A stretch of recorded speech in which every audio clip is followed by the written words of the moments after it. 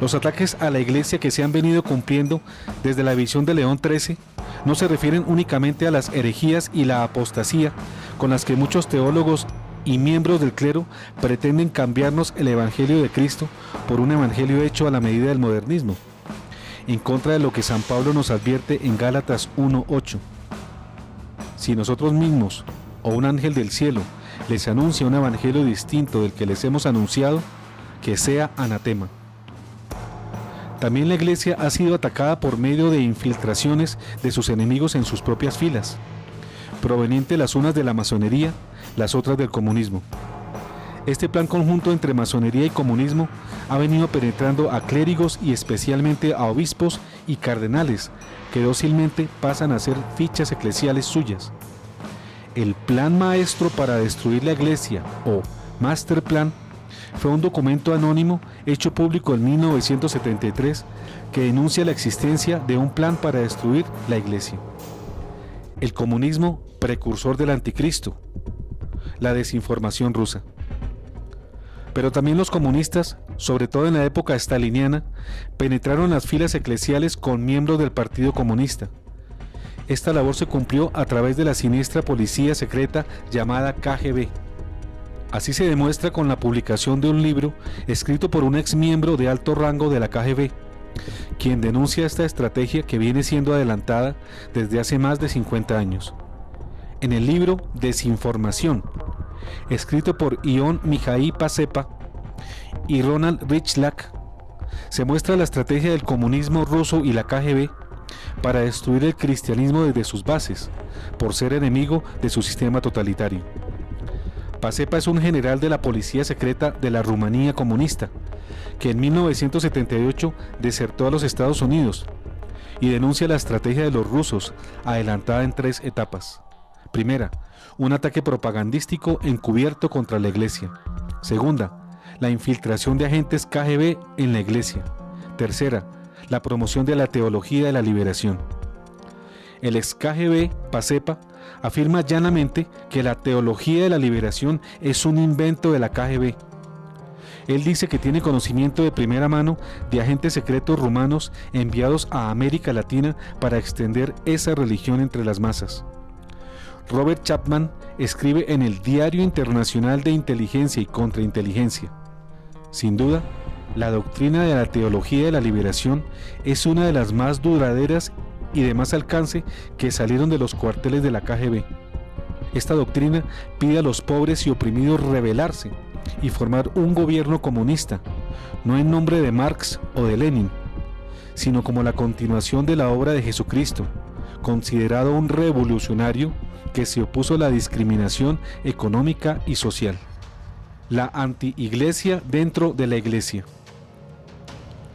El resultado de estas dos infiltraciones, masónica y comunista, es manifiesto hoy en los resultados y frutos antieclesiales que observamos en la conducta y en las falsas enseñanzas que nos imparten miembros de la jerarquía, como si fueran novedades del Espíritu Santo. Por ello hoy, desde el mismo Vaticano, desde sus cabezas, en especial el cardenal Gerhard Ludwig Müller, prefecto de la Congregación para la Doctrina de la Fe, se alienta la siempre condenada teología de la liberación o liberacionismo. Por ello hoy, en la Iglesia Católica, una nueva corriente reformadora parece se tomó la dirección del Vaticano. Cardenales y obispos con gran poder adelantan un plan de desmonte de su estructura de creencias, mediante la modernización de la Iglesia y su adaptación a los tiempos, que pasa por negar las verdades de la fe y moral enseñadas por siempre, que pasa por desconocer y negar las enseñanzas de Jesucristo contenidas en la Biblia, y culminan en olvidar y dejar de lado las enseñanzas de la bimilenaria Iglesia fundada por Jesús. Recuérdese la profecía de Apocalipsis 13:3, que así lo denuncia. Una de sus cabezas parecía herida de muerte, pero su llaga mortal ya estaba cicatrizada. Toda la tierra, maravillada, siguió a la bestia. Esa cabeza que parecía herida de muerte es el comunismo, hoy llamado socialismo, que con la caída del muro de Berlín en 1989 y con la reforma llamada perestroika pareció muerta, pero resucitó mediante su aparición sorprendente en varios países del mundo, luego de su aparente derrota. Sobra relatar que el odio de Satanás contra la Iglesia y los agentes de esta anti-iglesia, infiltrada dentro de la Iglesia, se han ensañado igualmente contra el matrimonio, la familia, la mujer, los jóvenes, pero sobre todo también contra la vida consagrada en los conventos, muchos de ellos convertidos ya en pastizales del demonio Asmodeo, el demonio de la inmoralidad sexual, como la Virgen María en Nazaret profetizó acontecería. El anticristo imitará al Cristo y buscará parecérsele. Por ejemplo, simulará haber muerto y resucitado. Tendrá poderes mágicos y hará milagros taquilleros y grandes prodigios, como dijimos al principio y profundizaremos sobre ello más adelante. Todo esto deslumbrará a la gente y le hará creer que Él es Dios. Pero lo que no saben es que el demonio, quien a pesar de su caída no perdió sus atributos, es quien le transmite sus poderes para que deslumbre a los incautos. Recuerden que también los brujos del faraón hacían prodigios, pero limitados.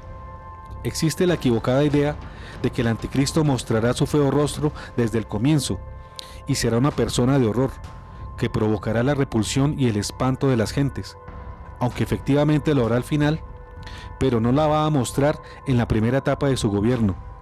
Sería muy torpe si lo hiciera, porque como todo buen seductor, el maestro de la seducción, el fascinador, buscará encantar primero a su presa antes de devorarla, y esa presa será toda la humanidad.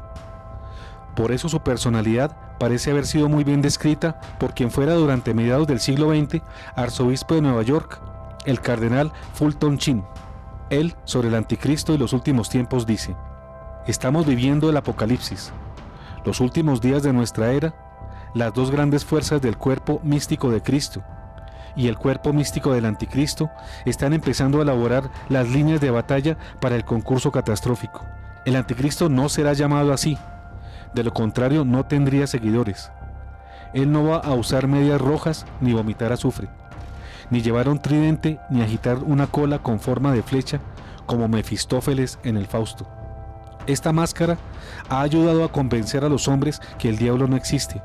Cuando nadie lo reconozca, más poder ejercerá.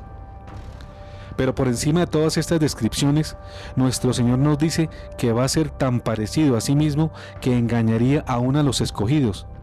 Y ciertamente ninguna imagen del diablo, visto en libros, jamás podrá engañar aún a los escogidos. Entonces, ¿cómo va a entrar a esta nueva edad para ganar adeptos a su religión? La creencia de Rusia precomunista es que él vendrá disfrazado como un gran humanitario. Él hablará de paz, de prosperidad y de abundancia, no como medios para llevarnos a Dios, sino como fines en sí mismos.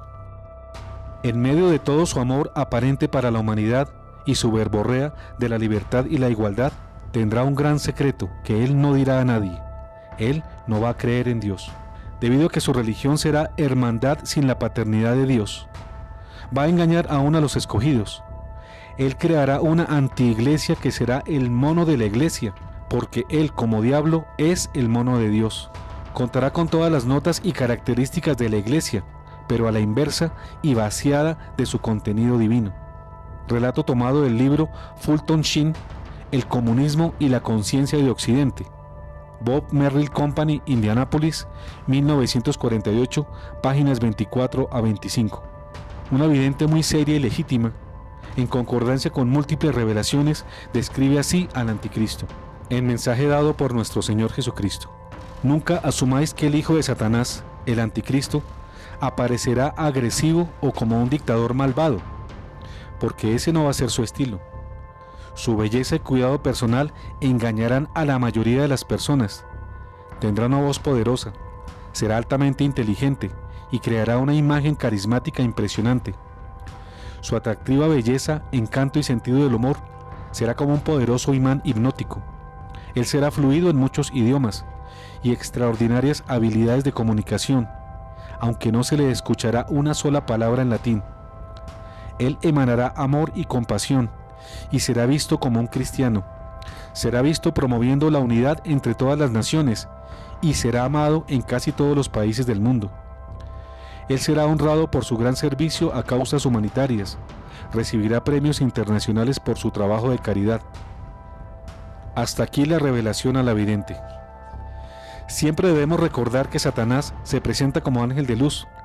Lo que presenta es siempre eminentemente razonable. Él ofrece la forma aparentemente sensata, la forma suave, el camino de compromiso y la facilidad, y además cita a su modo las Sagradas Escrituras. Si él se mostrara como el monstruo que es, todos correrían aullando de terror.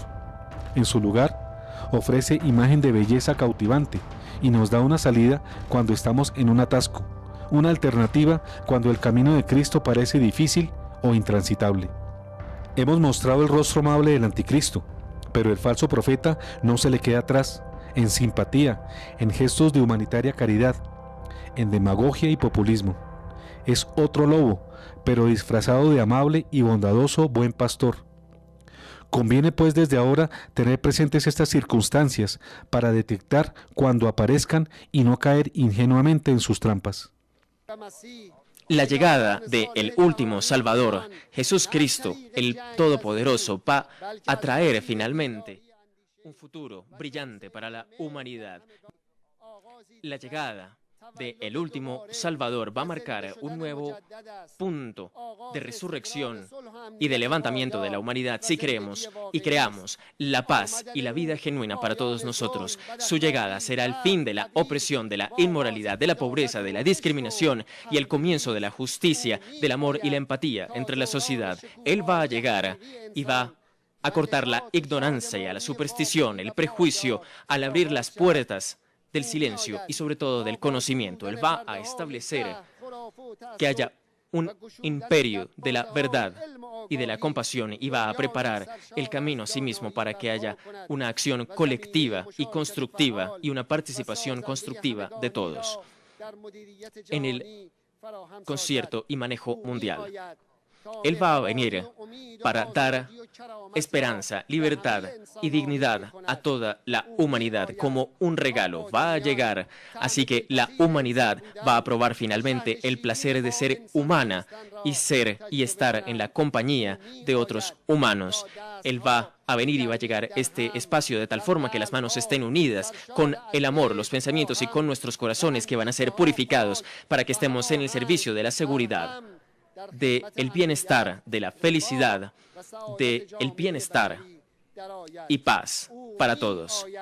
Él va a venir para determinar a todos los hijos de Adán en todos los aspectos, en todos lugares, para que retomen su origen y para que se elimine esta historia de división. Va a unirlos, por el contrario, en una felicidad que es eterna,